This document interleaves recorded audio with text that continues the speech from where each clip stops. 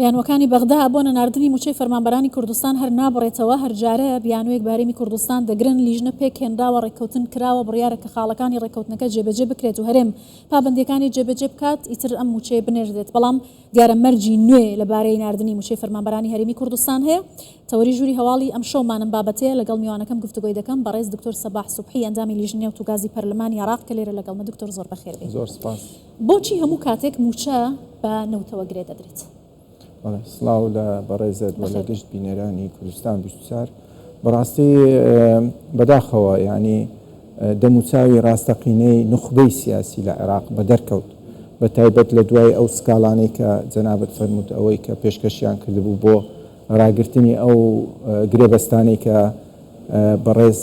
مەسعود بارزانی سەرۆکی حکوومەتی هەرێمی کوردستان ئەنجامیدا لە ئەمریکا لە ئەیاری ڕابردوو و ئەو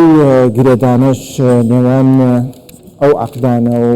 لەگەڵ نەوت و لەگەڵ پرۆسەی بەرهەمهێنانی نەوت و هەناردەکردنەوەی نەوت ئەو شتێکە بەس لە دوای بەهانە دەگەڕێن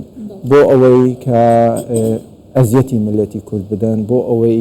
ئەزیەتی هەرێمی کوردستان بدەن، وەکو ئەوەی کە زۆر ڕوون وازەحە ینی ئەو پێشکەوتنەی کە هەیە لە پرۆژەی کارەبای 24 کاتژمێری لە پرۆژەی ئاو کە ئەمڕۆ جەنابی سەرۆکی حکوومەت افتتاحی کرد. ینی ئەو شتانە بەڕاستی ئەوانە تۆزێک لەو مەجاالە وە دەکەن حاول دەکەن بە پێی توانای خۆیان گرێ بدەن موچە وەکو ینی وەکو ئەوەیە کە مەلەفێکیان لە بن دەستە دەیانەوێ ئەو مەلەفە دائیمەن بەکاری بێنن. ئەوەش هەدەفەکەشیان زۆر ینی ڕوونە ئەوش ئەوەیە کە بڵێن ملەتی کوردستان زیاتر دژ بە حکوومەت ڕابوەستی یاخود ناڕازای مندی دروست بێ لە ناو خەڵک، زائیفکردنی ئابووری اقتصادی، یعنی هەموو ئەهدافەکانیان بەداخەوە ئەهدافی زۆر ناشرین. باشە دکتۆر،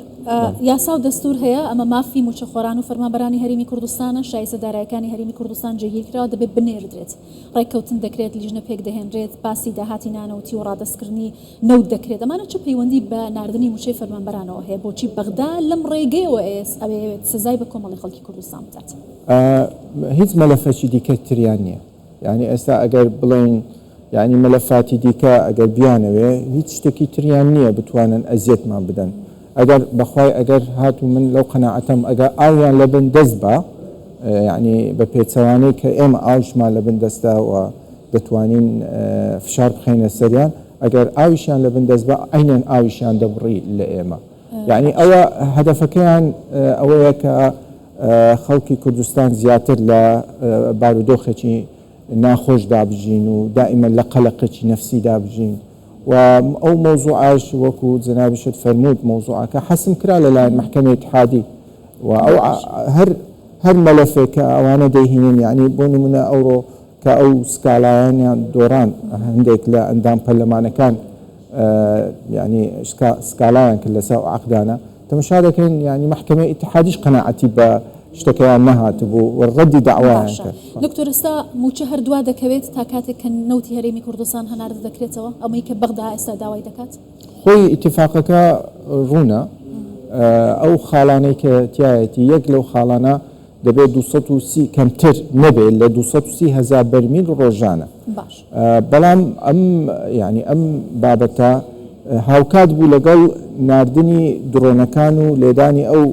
کێلگە نەوتیانەی کە لە هەرێمی کوردستان هەیە، لە سەرسەنگ بێت،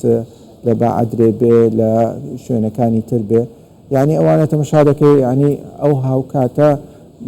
معنای مەغزای خۆی هەیە، یعنی بە بەلاژ ئەو وەختە ئەوها نەبووە، یعنی تەزامنی هەردوو ئیتیفاقەکە و هێرشە درۆنیەکان دەیانەوێت ئیحراجی حکوومەتی هەرێمی کوردستان بکەن کە ناتوانێت 230,000 بەرمیل بنێرێ و دەبێتە هۆی ینی کێشە دروستکردن بۆ ئیتفاق. دەتوانێت لە کاتێکدا کە داوای ناردنی نەوت لەلایەن هەرێمی کوردستانەوە دەکەن خۆیان هێرشی سەر کێڵگە نەوتیەکانی هەرێمی کوردستان دەکەن کەواتە مەبەستیانە کە بە هەر بیانوێک بێت و بە هەر شێوازێکە موچە نەنێرن؟ نا گومانیتیان نییە، ئەوانە هەوڵ دەدەن، بەس خۆشبەختانە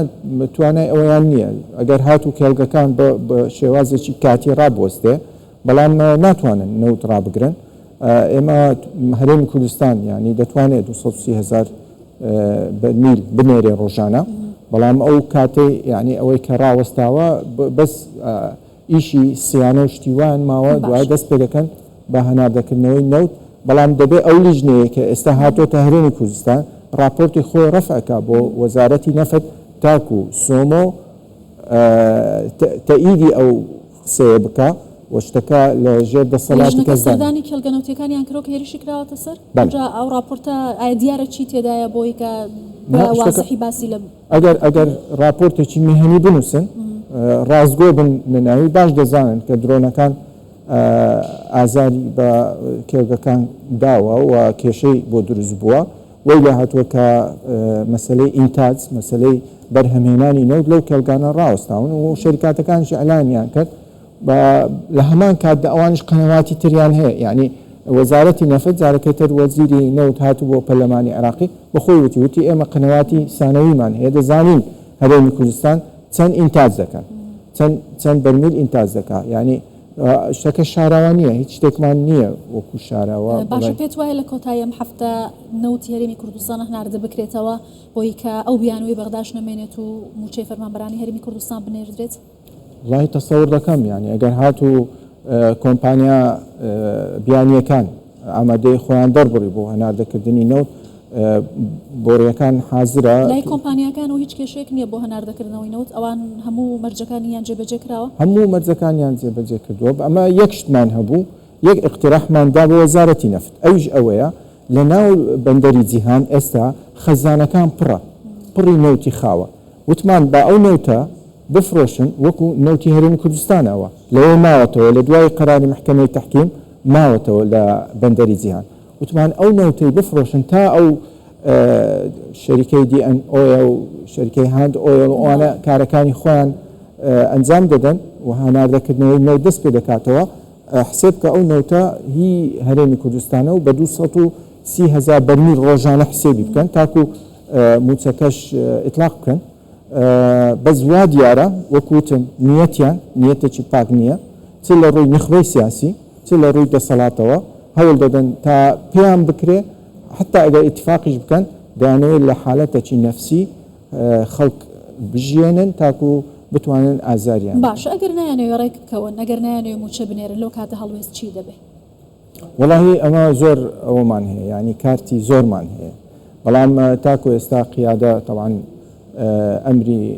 نەکردووە ئەجینا زۆر شت هەیە دەتوانین بەکاری بێنین بۆ ئەوەی ئەمەش ئازار بگەین بەڵام ئەمە سیاسەتیمە ئەوە نییە ئەمە سیاسەتمان ئەوەیە کە بتوانین تا پێمان بکرێت لەگەڵ یعنی دەسەڵاتی بەغدا لەگەڵ حکوومەتی اتحادی بە دیبلۆماسیە و بە دانوستاندن کێشەکانمان چارەسەر ئەمە هەردەم یعنی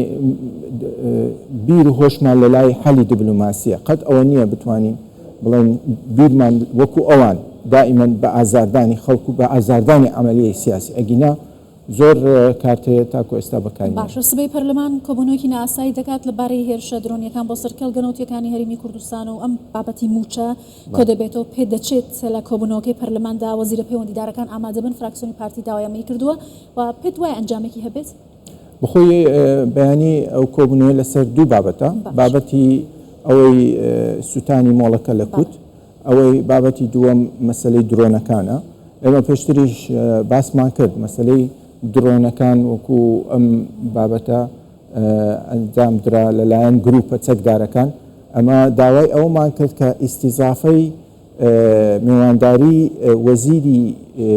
دیفاع وەزیری بەرگری وەزیری ناوخۆ لەگەڵ وەزیری نەوت بکرێن لەناو پەرلەمان لەناو لیژنەی دارایی لەناو لیژنەی ئەمن و دیفاع لەگەڵ لیژنەی نەوت و گاز تاکو بتوانین گەنگەشەی ئەو بابەتە بکەین بەڵام وا دیارە هەندێک پەرلەمانتار پێیان باش بوو کە شتەکان بە بڵێن بە شتەکە ببێتە گفتوگۆیەکی کراوە لەناو قاعی پەرلەمان ئێمەش دەچین بە هەمان شێوە ڕای خۆمان دەردەبڕین بۆ